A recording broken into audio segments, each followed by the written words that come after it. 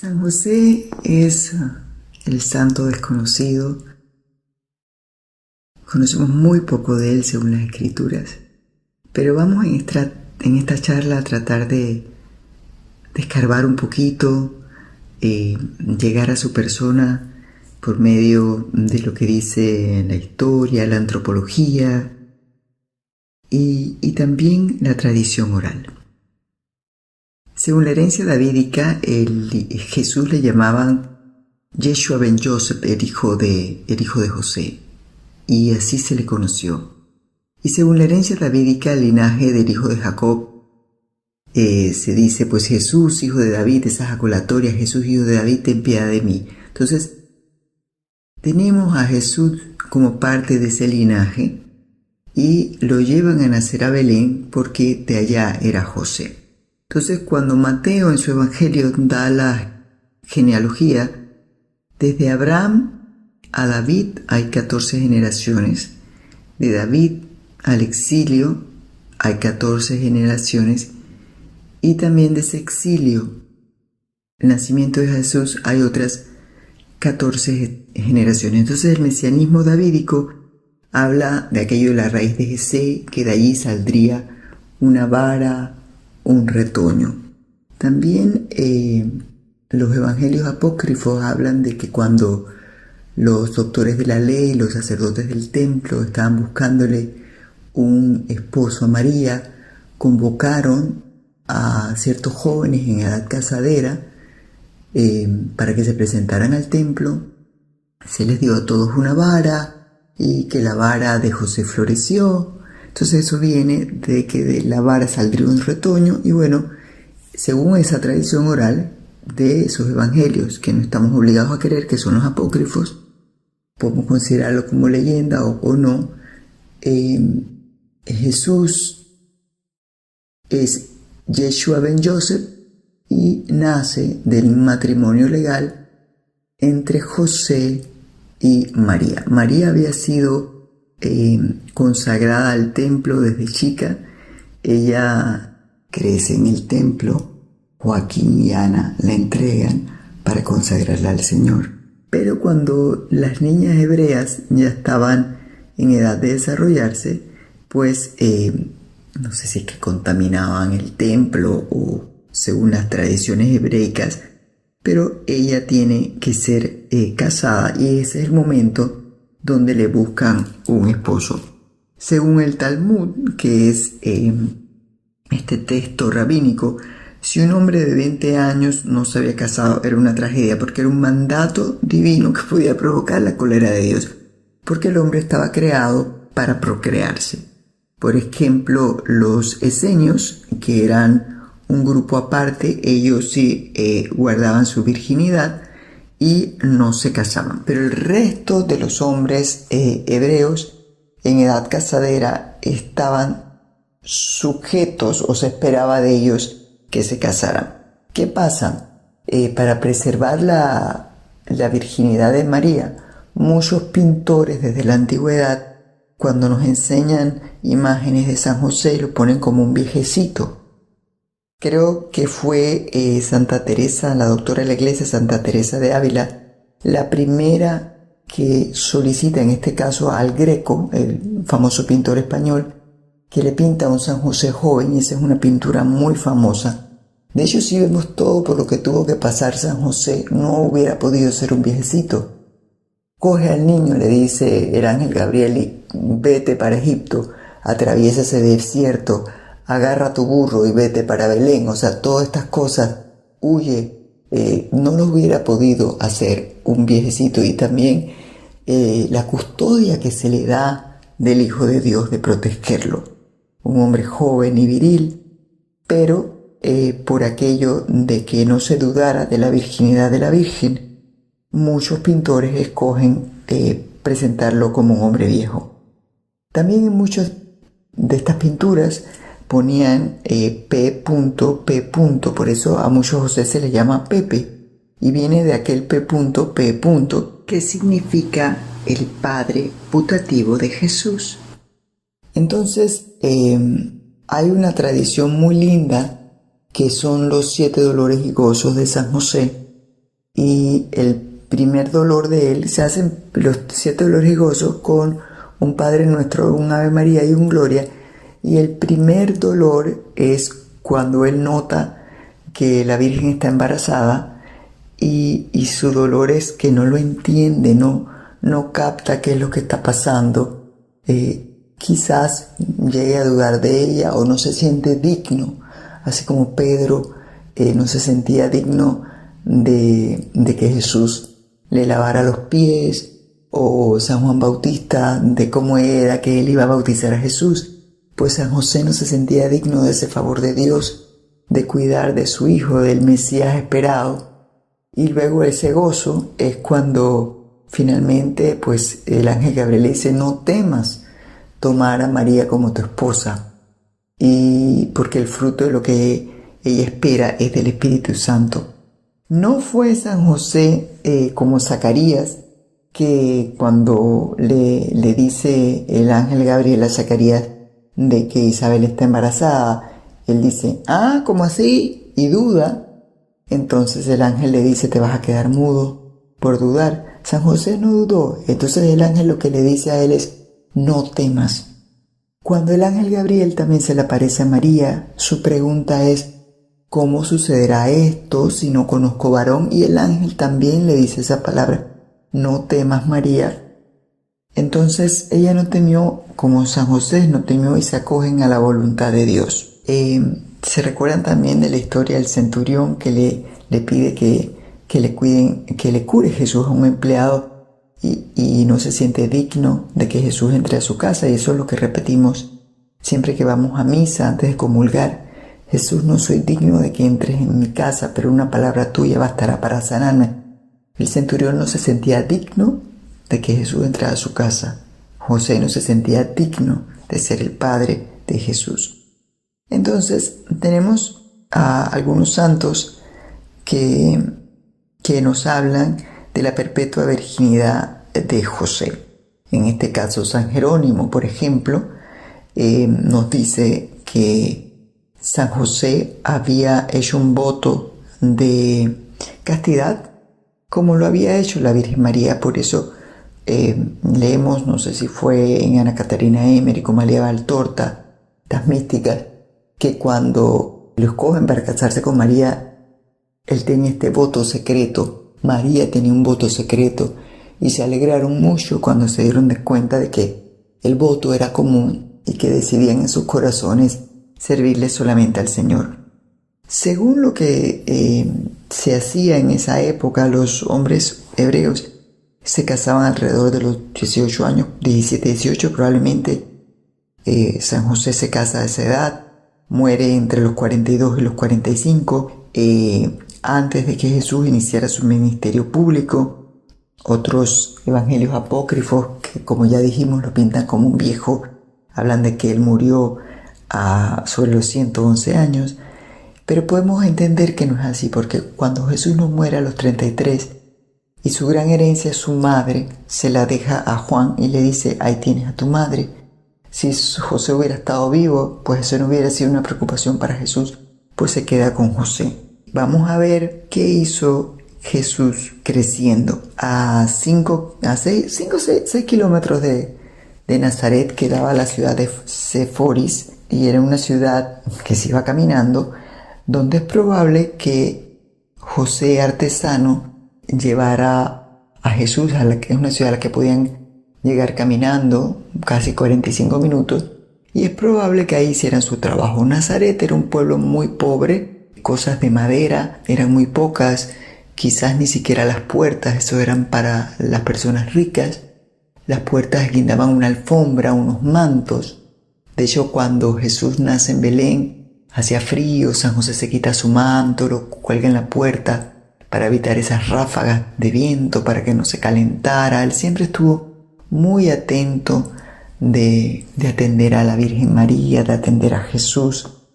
Entonces, cuando Jesús habla y se recogen los evangelios, las parábolas, en arameo, él habla de estas parábolas, da muchas parábolas de pastores, parábolas de ovejas.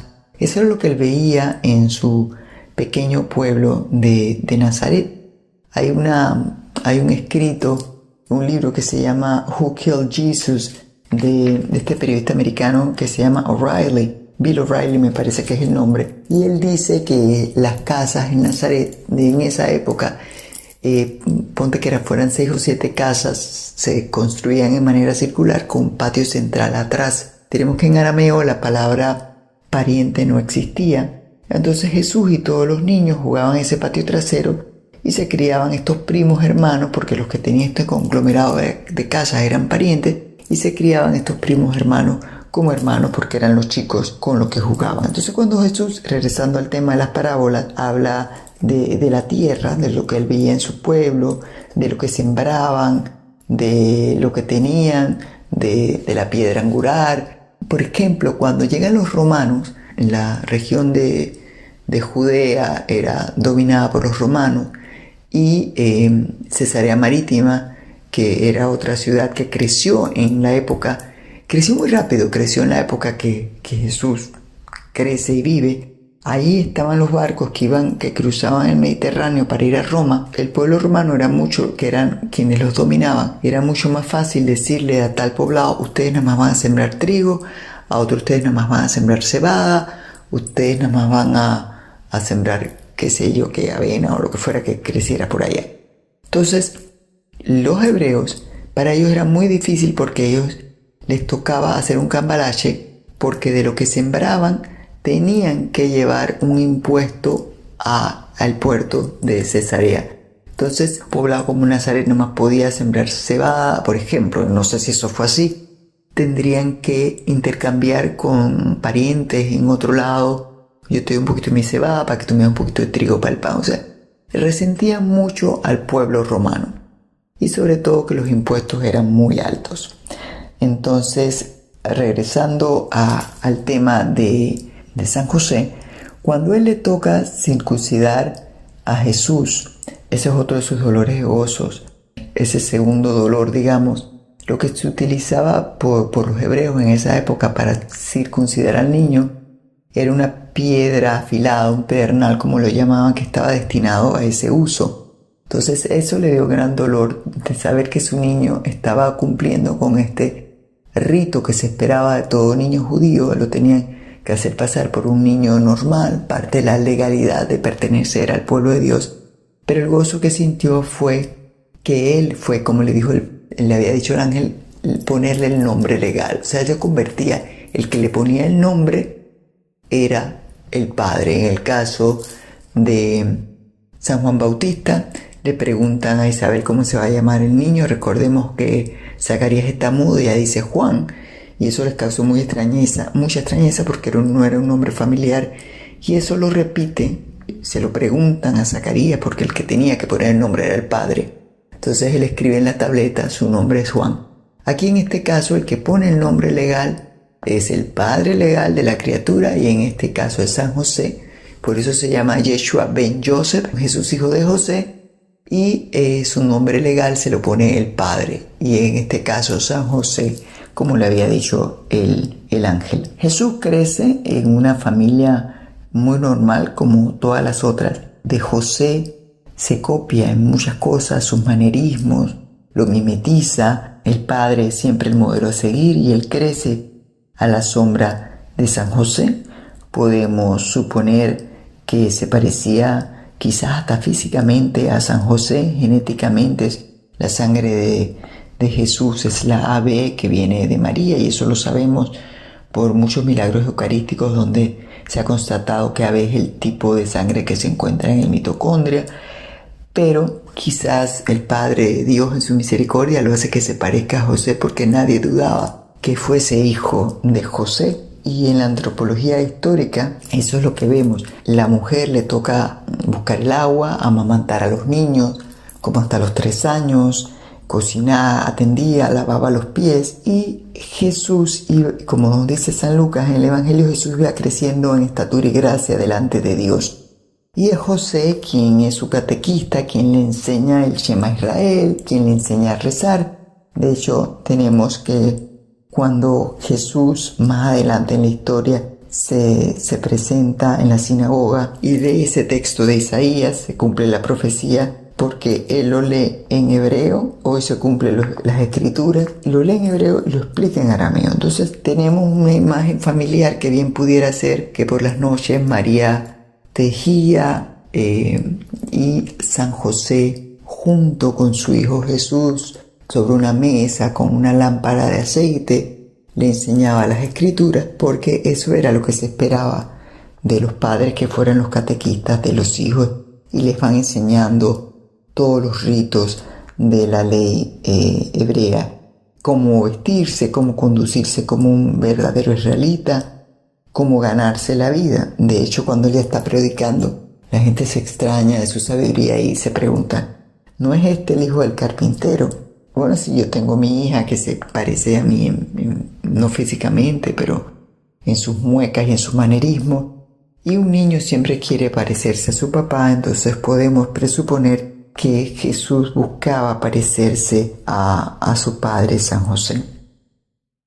Ahora, esta es una familia pobre. Cuando presentan a Jesús en el templo, lo que se espera de los pobres es una presentación con 2 tórtolas o pichones.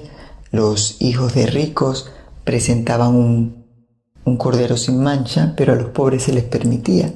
También presuponemos que la tumba de José cuando muere era una tumba de la gente pobre, los ricos, como Jesús, que lo entierran en esta tumba de José de Arimatea en una cueva, o a Lázaro que tiene una cueva.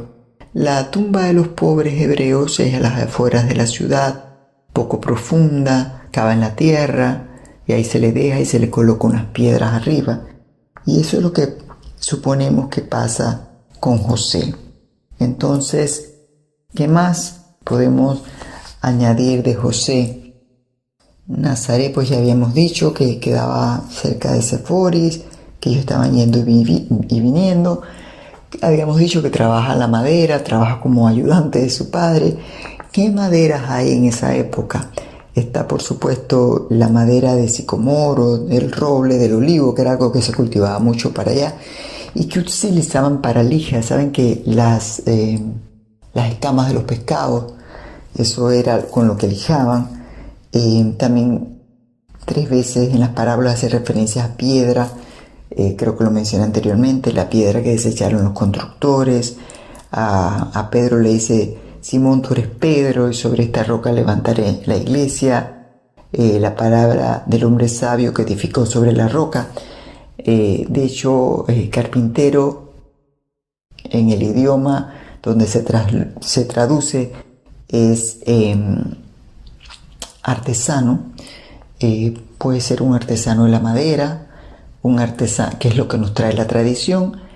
También algunos místicos nos hablan que sí, efectivamente era un carpintero, pero también puede ser un artesano, una traducción más amplia, a alguien que trabajaba la piedra.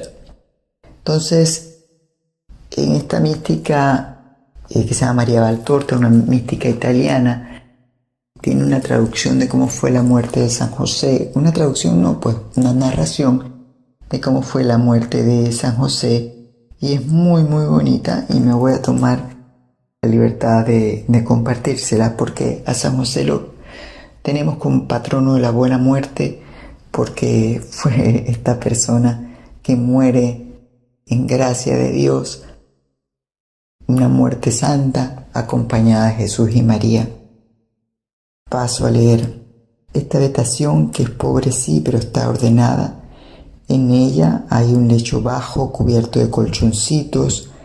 No es una cama como las nuestras. Sobre él, recostado sobre muchos almohadones, está José. Agoniza. Lo refleja claramente la palidez de su rostro, el pecho jadeante, el completo decaimiento de todo su cuerpo. María se pone a su izquierda, le coge la mano rugosa y la frota, la acaricia, la besa. Luego con un paño de lino le seca el sudor, que crea surcos brillantes en las sienes hundidas.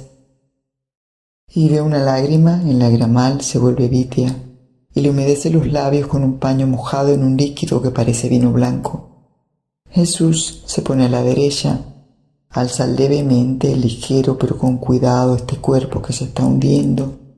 Le incorpora apoyándose sobre los almohadones y junto con María los pone en orden. Acaricia la frente del moribundo, trata de reanimarle. José se reanima bastante y mira fijamente a Jesús. Le da la mano como para decirle algo y para recibir con el contacto divino fuerza en su última prueba. Jesús inclina su cabeza hacia esta mano y la besa. José sonríe, luego se levanta buscando a María con la mirada y ella también le sonríe. María se arrodilla al lado de la cama tratando de sonreír. No le sale la sonrisa y entonces agacha la cabeza. Jesús le pone la mano encima de ella con una casta caricia que parece más una bendición. Y Jesús, inclinándose sobre el moribundo, le susurra un salmo. Protégeme, Señor, porque en ti he puesto mi esperanza, en pro de los santos que en la tierra del están. Ha dado cumplimiento admirablemente a todos mis deseos. Bendeciré al Señor que me aconseja. Tengo siempre la presencia del Señor. Él está a mi derecha para que no vacile. Me darás a conocer los caminos de la vida, me colmarás de alegrías mostrándome tu rostro. José se reanima mucho, sonríe a Jesús con una mirada más viva y le aprieta los dedos. Jesús sonríe en la sonrisa con otra sonrisa y al gesto de la mano con una caricia y continúa dulcemente inclinado hacia su Padre putativo. Cuán grande es el encanto de tus tabernáculos, mi alma se consume en el deseo de los atrios del Señor. Y dice: gracias, Padre mío, por mí y por mi madre. Tú has sido para mí un Padre justo y eterno. Te has puesto como custodio de su Cristo y de su arca. Tú fuiste la antorcha encendida para Él, para con el fruto del seno santo has tenido entrañas de caridad. Ve en paz, Padre, la viuda no quedará desamparada. El Señor ya ha provisto a que no quedes sola. Ve sereno a tu reposo, yo te sigo. María llora con su rostro apoyado contra las cobijas que cubren este cuerpo de José que se está enfriando. Jesús se prodiga aún más en confortarle, pues el respiro se ha hecho más fatigoso y la mirada ha vuelto a velarse. Continúa diciéndole: precédeme para decirle a los patriarcas que la salvación está en el mundo y que el reino de los cielos pronto les será abierto. Ve, Padre, que mi bendición te acompañe. Ahora la voz de Jesús es más alta, para que pueda llegar a la mente de José, que está abismándose en las nieblas de la muerte. El final es inminente. María le acaricia. Jesús se sienta en el borde de la cama y abraza y atrae hacia él al moribundo, el cual exhausto se apaga sin convulsión alguna. María amaba intensamente a su José, el cual había dedicado 6 lustros de vida fiel, y José había sido para ella un padre, un esposo, un hermano, un amigo, un protector. La muerte vivida, dice Jesús, la muerte vivida entre mis brazos, pierde toda parte cruda, creedlo. Yo no puedo abolir la muerte, pero sí puedo hacerla dulce, aquel que muere confiando en mí. Por eso el Papa Pío IX nombra a San José como patrono y protector de la Iglesia Católica. También a él lo tenemos como patrono de la Santa Muerte. En la venerable, este libro que se llama Ciudad de Dios, de la venerable María de Agreda, ella habla ampliamente de San José en estas revelaciones y dice, y se lo voy a leer, que le dice la Santísima Virgen María que tenemos que recurrir a San José, que estamos faltando a nosotros mismos, a todas las gracias que se nos pueden regalar si acudimos a él. Y cito del libro de Mística Ciudad de Dios, de la Virgen hablando: Hija mía, aunque has escrito que mi esposo San José es nobilísimo entre los santos y príncipes de la ciudad celestial, pero ni tú puedes ahora manifestar su eminente santidad, ni los mortales pueden conocerla antes de llegar a la visita de la divinidad, donde con admiración y alabanza del mismo Señor serán capaces de ese sacramento. Y el día último, cuando todos los hombres sean juzgados, llorarán amargamente los infelices condenados al no haber conocido por sus pecados este medio tan poderoso y eficaz para su salvación, ni haberse valido de él como pudieran para granjear la amistad del justo juez. Y todos los del mundo han ignorado mucho los privilegios y prerrogativas que el Altísimo Señor concedió a mi santo esposo, y cuánto puede su intercesión con su majestad. Lo que pide mi esposo en el cielo, concede el Altísimo en la tierra, y a sus peticiones y palabras tiene vinculadas grandes y extraordinarios favores para los hombres, si ellos no se hacen indignos de recibirla. Y todos estos prodigios corresponden a la perfección columbina de este admirable santo y sus virtudes. O sea, recapitulando, seríamos tontos no acogernos a San José y pedirle gracias que nos ayude en nuestros problemas y dificultades. Hay también otras cosas de San José. Estuvimos hablando de sus dolores y gozos. Los compartíamos, pues ya dijimos que el primero es cuando se da cuenta que María está embarazada, y el gozo es que el ángel le dice que el niño es hijo de José. El segundo dolor es cuando va con su esposa a Belén y se siente que es un padre que está fallando porque no le encuentra posada. Y luego pues ese gran gozo es cuando nace el niño. El tercer dolor, yo había dicho que era el segundo, pero es el tercero, cuando lo tienen que circuncidar y a él le toca ponerle luego el gozo del nombre de José. Cuarto dolor es cuando lo presenta al templo y luego le dicen Simeón que este niño, que él no moriría antes de ver el Mesías. Se le confirma en las escrituras que ese es el Hijo de Dios. El quinto dolor es cuando tienen que ir a Egipto, y el gozo es cuando, sin saberlo, pues se están cumpliendo las escrituras que dice que los ídolos se derrumban ante la entrada del Hijo de Dios. El sexto dolor es cuando tienen que regresar a Egipto y él tiene este miedo porque el que reina es Arquelao, el hijo de Herodes. Pero luego el gozo es esa vida santa, esa vida hogareña en Nazaret. Le llamarán el Nazareno. El séptimo dolor y gozo es el último, cuando el niño se les pierde. O sea, Dios le había encomendado cuidar al hijo y el niño se los pierde. Y el gozo es que lo encuentran hablando entre los dolores de la ley. Entonces, esta es una devoción muy linda y se puede hacer cada miércoles. Se contemplan, lo pueden encontrar en internet, los 7 dolores y gozos de San José, y se hace con un Padre Nuestro, un Ave María y un Gloria. Los miércoles son los días dedicados a San José. Hay otras devociones que son como el canasto que se le pone a una imagen de San José, y uno pone ahí sus peticiones, y todo es fe, decirle que en él confiamos.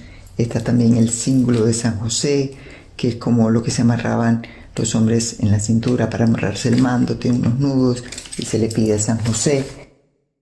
Luego ahí está esta monja que se llama la hermana Elizabeth. Pueden encontrar de ella más información, donde da unas revelaciones a San José. Luego pueden buscar todo esto, la escalera de San José que está en Santa Fe, en New Mexico, que se aparece, y como carpintero les deja este convento.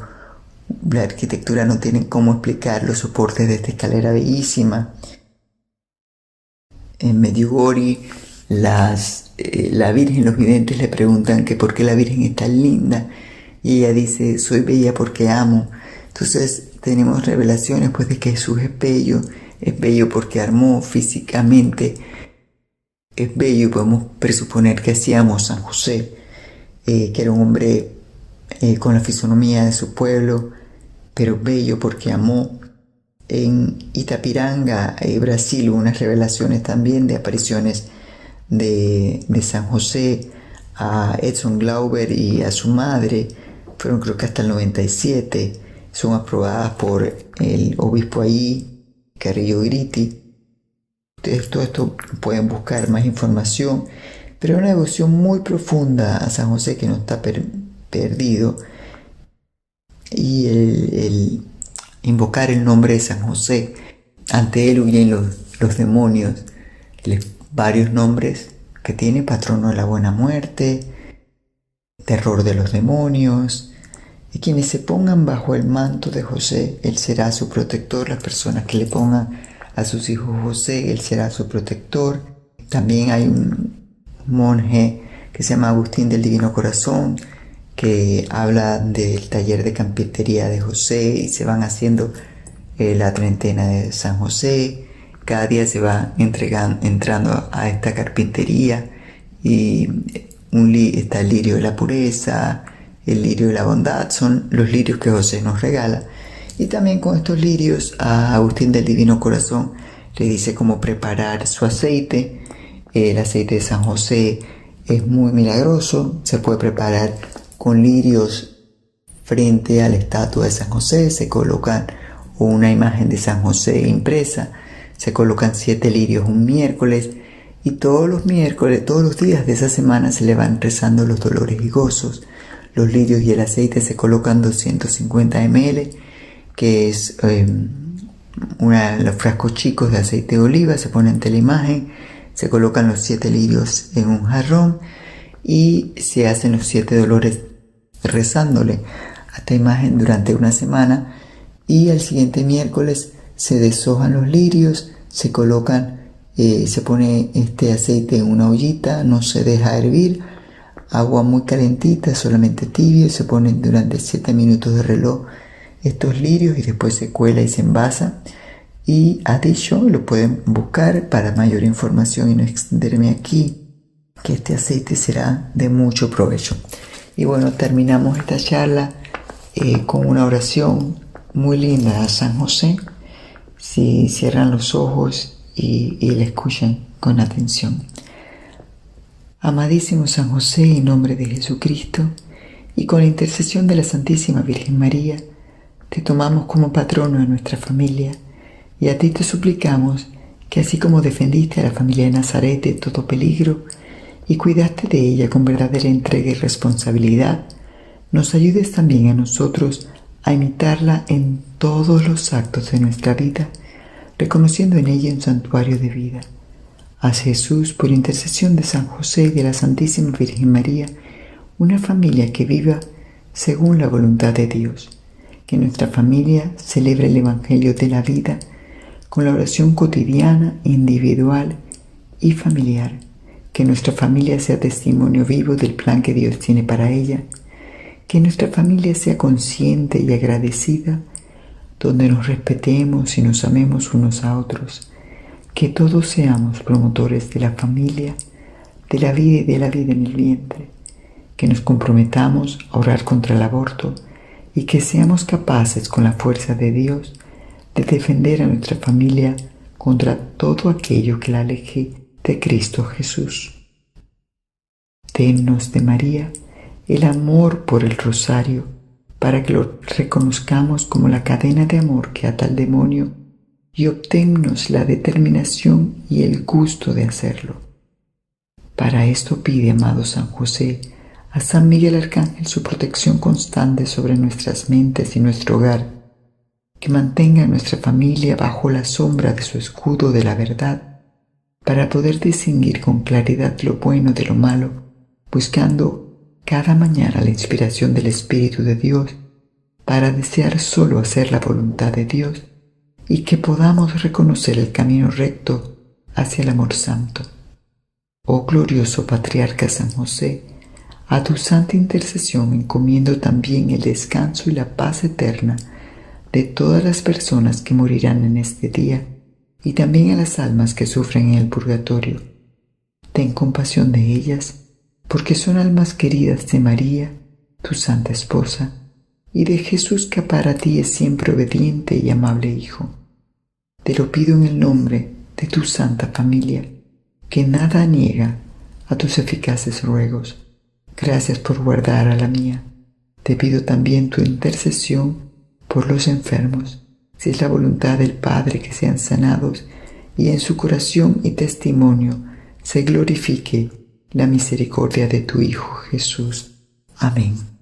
En el nombre del Padre, del Hijo, del Espíritu Santo. Amén.